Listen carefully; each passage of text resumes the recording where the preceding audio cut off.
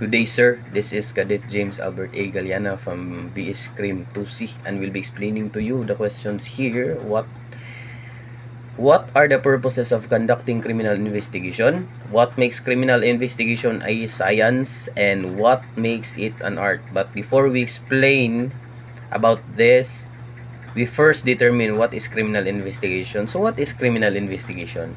Criminal investigation is in symbol, is a symbol of methods by which crimes are studied and criminals apprehended. The crimes are studied, ang mga crime nga nahitabo ginaistudihan, and the criminals apprehended. After conducting a crime investigation, ginaistudihan nimo ang nahitabo nga krimen, person of interest, the location, the reason, and then after ma-prove, and then the criminal or the suspect or the persons of interest will be prosecuted or being arrested for the responsible doings he have, for the crime commissions he have. He will be arrested or prosecuted. This is the meaning of the word criminal apprehended. So now, what are the purpose of conducting criminal investigation? The purpose of conducting criminal investigation is to gather evidence and information related to a suspected crime in order to determine whether a crime has been committed, identify the individuals responsible, and provide the necessary evidence for the prosecution. So first and foremost, after by conducting criminal investigation, the first thing you have to do is to gather evidence and information. If you go to the crime scene, if you look at the situation, if you are being assigned to conduct criminal investigation, the first thing you do is to gather evidence and information. That is the very important, essential to conduct a crime. Kaya nimo ma-determine kung unsay gigamit nga sandata or giunsa pagbuhat sa crime commission sa suspected person or the person of interest, di ba? Identify the individuals responsible and provide the necessary evidence for prosecution. By gathering evidence and information, makita nimo or mahibaw-an nimo or ma-identify nimo who is the person of interest, who is the responsible, who are the person, the individuals who is responsible for doing a crime, diba?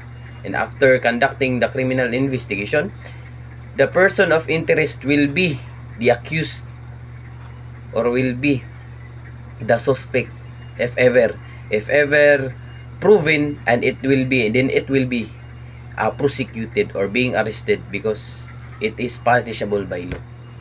It will be punishable by law. So next is what is what is the question here? What makes criminal investigation a science?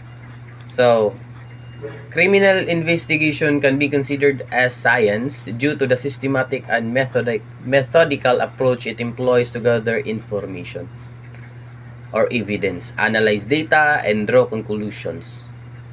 Diba? Mahimo siyang science if you follow the cycle of information gathering,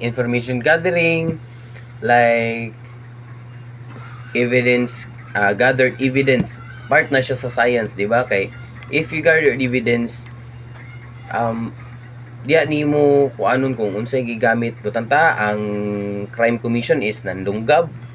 So pag naa kay nakita sa crime scene nga ebidensya nga kutsilyo ba o sunda nga nay dugo subot pasabot, mo to siya ang gigamit as weapon. So mahimo to siyang part sa imong criminal investigation, and it is considered as science because diba, dugo. If you say blood, part na siya sa science.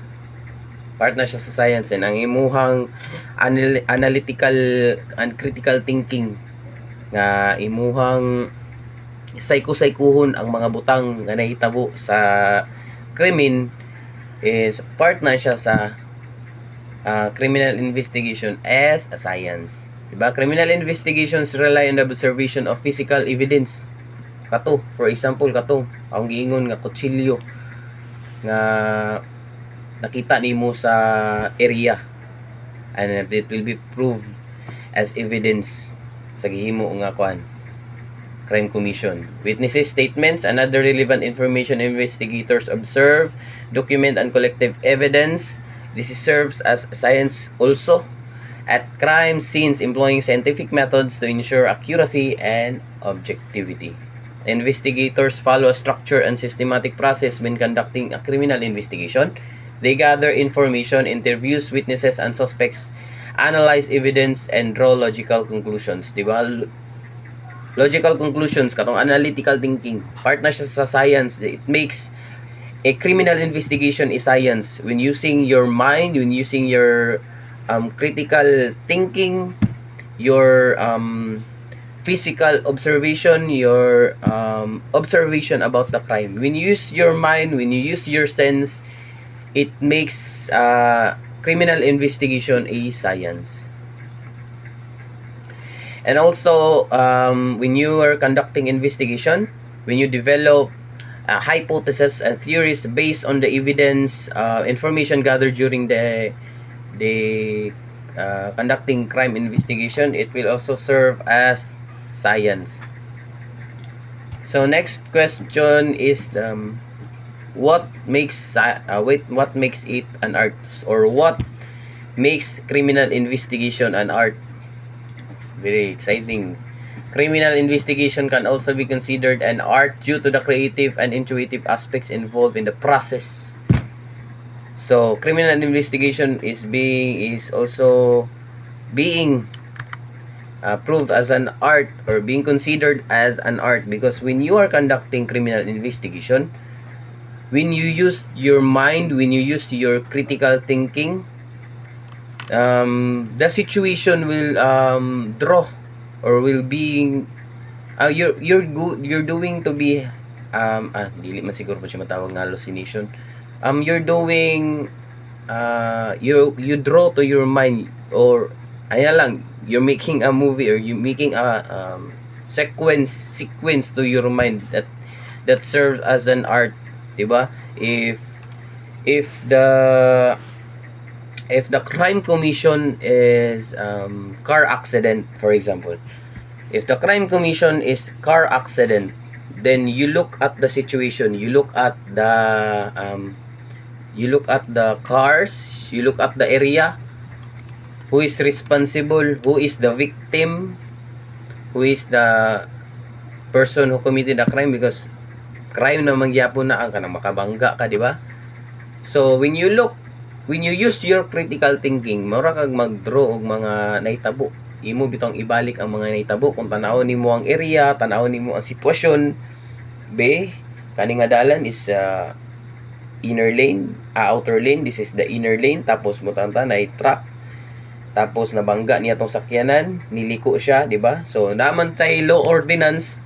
So nakita nimo sa sitwasyon palang daan nga makita na nimo kinsa gyud ang mas nakasala sa ila. So diya nimo ma-determine sa imong criminal investigation, diya nimo makita, diya nimo ma-draw sa imuhang mind kung unsay nahitabo, what are the possible reasons nganong nahitabo ni, what panang sa pag-gather og information, basic na kayo, makita na nimo, kay na-draw na nimo sa imong mind nga mo ni siguro kanang blind spot na sa side mirror sa truck, mo na nga nikalitra siya og liot, so nabunggo niya ang sakyanan.